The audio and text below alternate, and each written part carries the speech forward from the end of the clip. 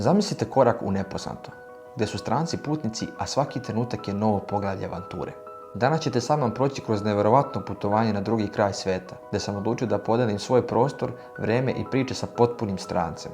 Ovo je priča o hrabrosti i prijateljstvu koje se rađa između nepoznatih duša i otkrivanju svijeta na način koji će zauvijek promijeniti moj pogled na putovanje. Dobrodošli u ovo jedinstveno putovanje koje je spojilo dva svijeta u jedno nevjerovatno iskustvo.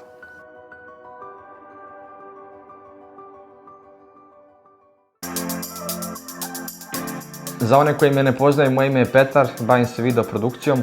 Oduvijek sam želeo da imam posao koji volim, a koji mi daje slobodnog vremena za putovanje i druge avanture.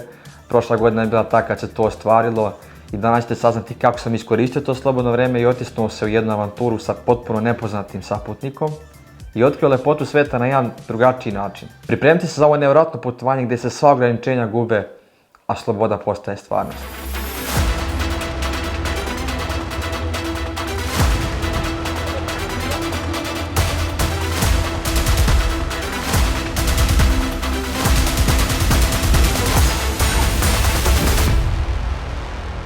Cijela priča počinje tako što sam ja prošle godine u maju mjesecu odlučio da želim da putujem na neku daleku destinaciju.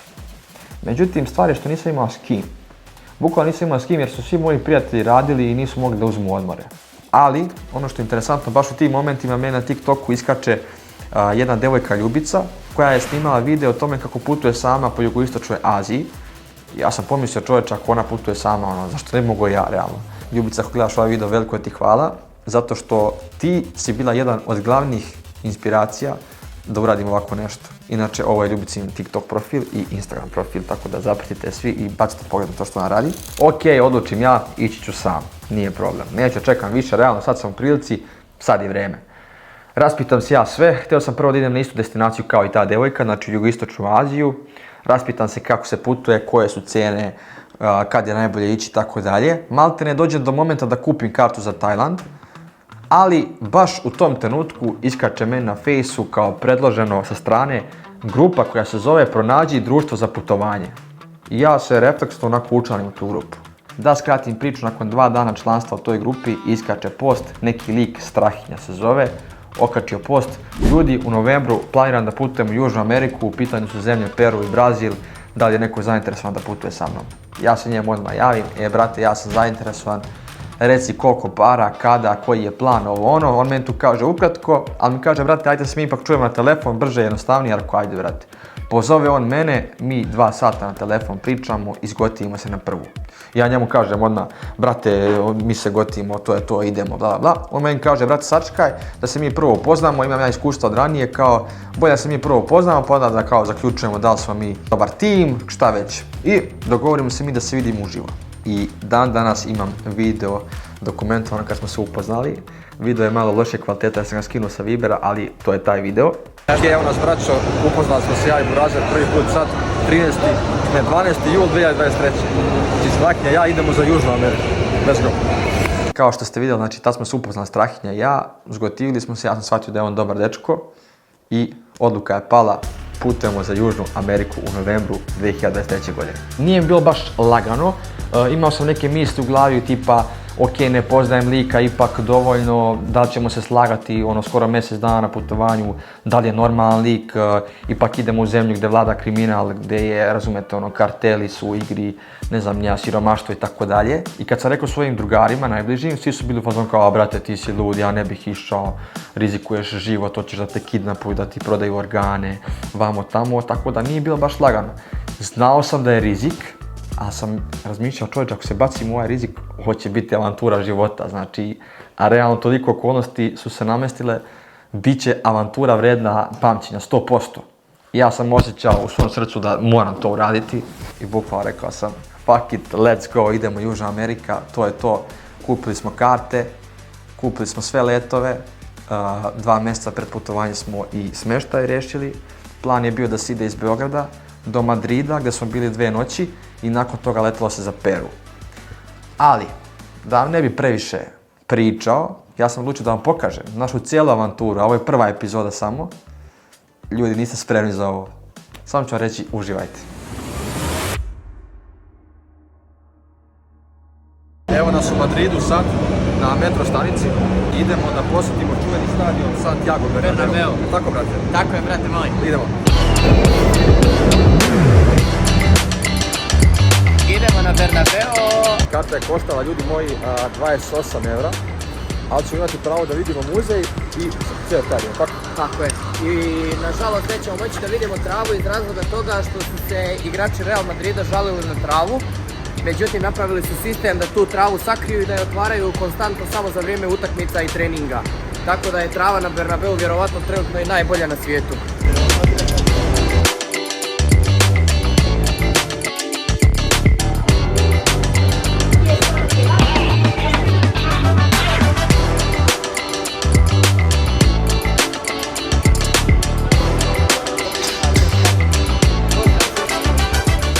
Nalazimo se u hramu Kraljeva, Santiago Bernabeu stadion, čuveni stadion koji je izgrađen prije više od 120 godina.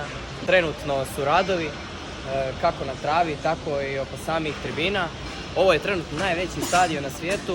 Po nekim prijašnjim spisima broje oko 82 ili 3 hiljade sjedećih mjesta. Muzej je također najveći u Europi. Tu se nalazi najveći broj trofeja, uključujući 14 Liga prvaka koje posjeduje klub kao što je Real Madrid. U Madridu smo proveli cijel jedan dan gdje smo obišli neke od najpoznatijih lokaliteta, ali nismo htjeli dugo da se zadržavamo kako bismo se odmorili za ono što nas čeka ujutro. I dobro jutro ljudi, 6 sati ujutro, javljamo se iz Madrida. Došlo je i to famozno jutro, nakon mjeseci i mjeseci iščekivanja, konačno danas je taj dan kada putujemo na drugi kraj sveta i to ni manje ni više nego u Limu, Peru.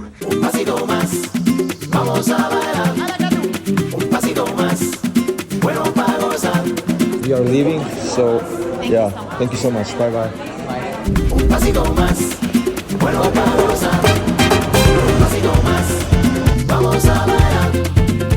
Evo ga ljudi moji, znači... Lima 11 sati, T4, 301.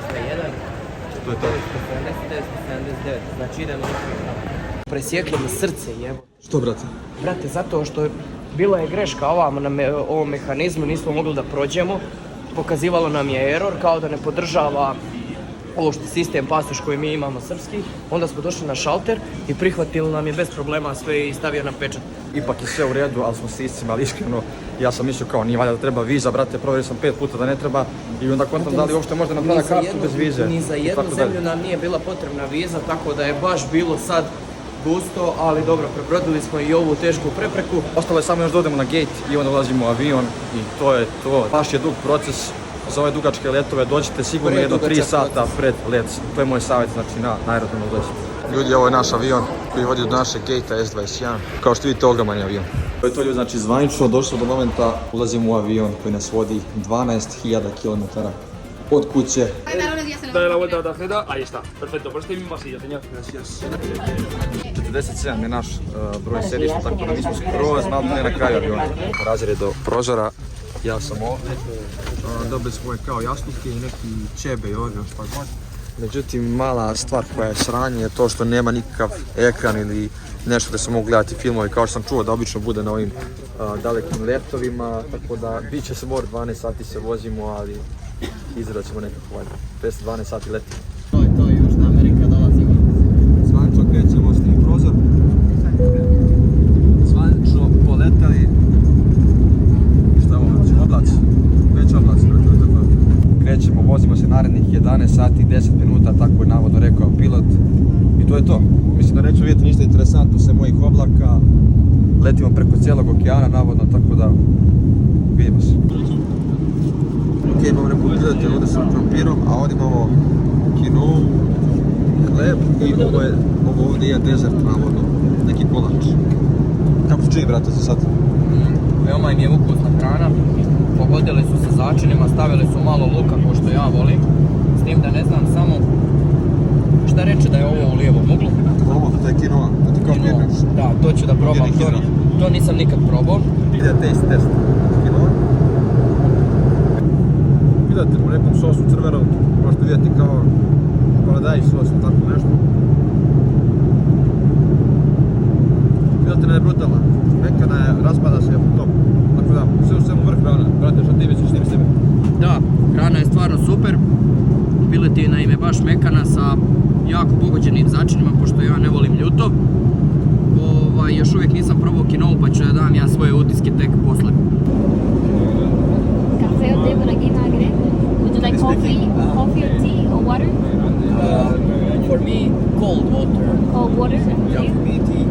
Sorry, what kind of tea do you have? What kind of tea do you have? Black tea? Plant tea. Yeah. Okay. Yeah, it's that's fine, yeah. Vasito de agua y té. Is it cold? Is it cold?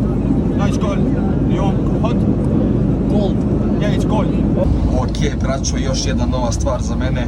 Trenutno se nalazim u WC-u u avionu prvi put u životu, tako da sad ću da obavljam nuždu na 10.000 metara nadmorske visine.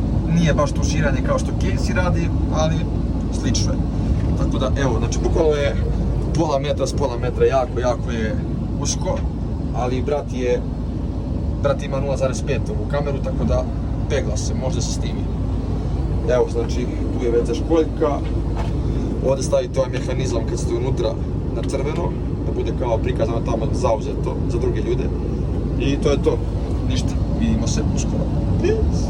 Inače, sad smo na polovini leta, ovo je neki 6. sat letenja, spavao sam nekih sat i po vremena do sad, jako lagano za sad, mislim da će cijelo putovanje tako biti.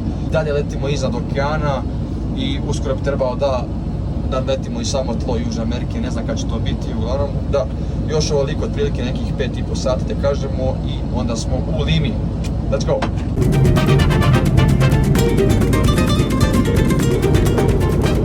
Malo je konfuzno što je sve vreme dan i sunce i onda nemaš osjećaj kao da se voziš 9 sati, ja lično imam osjećaj kao da se vozimo već nekih 4 sati. Ali zapravo smo jako umorni, ja još nisam zbog hajpa, ali sigurno će biti uskoro. Hvala, evo možete vidjeti ova atmosfera trenutno u avionu. I uskoro očekujemo drugi deo jela, tako da idemo.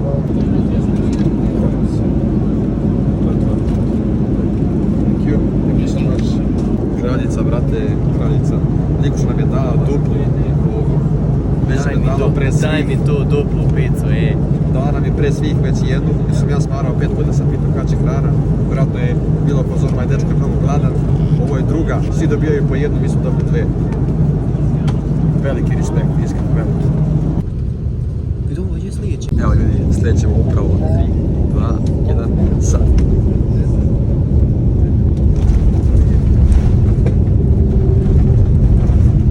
To je to, sleteli u Limu. To je to.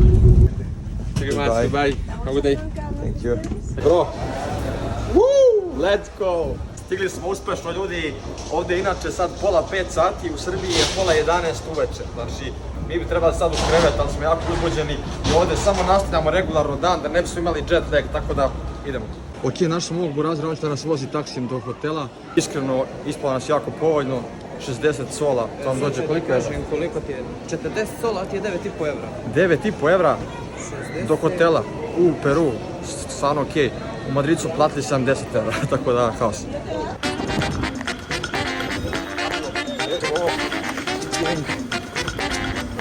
To, ubacili smo prtljak. Ne znaju engleski ovdje ljudi uopšte, ali ja znam malo špansku, tako da se da ćemo se izvučemo. Idemo, vozi nas Burazer. Hola, Picón. ¿Cuántos minutos viajar? 40-45 minutos. Ok. ¿De qué país son?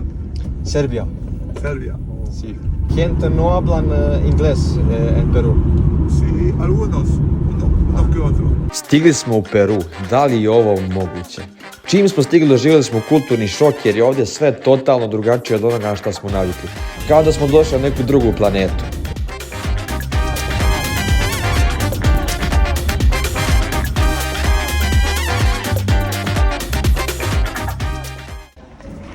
Ok ljudi, nalazimo se u liftu našeg hotela.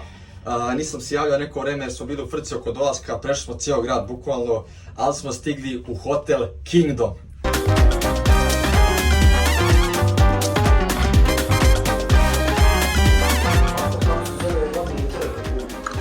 Ljudi, ja stvarno nemam reći, ovaj smještaj je brutalan, stigli smo u Limu, stvarno kulturni šok.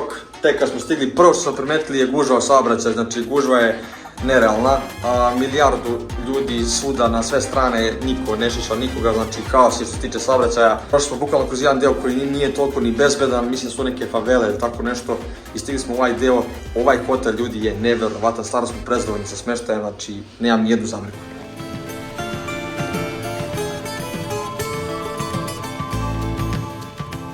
Mrtvi su umorni, to bi bilo to za prvi dan, sutra kreće prava akcija, sad je već kasno, samo ćemo da se stuširamo, sredimo i da legnemo, jer smo jako skoro stigli, iako smo umorni od puta. Sutra kreće nova avantura i početak cijelog putovanja zapravo u Južnoj Americi, tako da nemojte to propustiti. Vidimo se.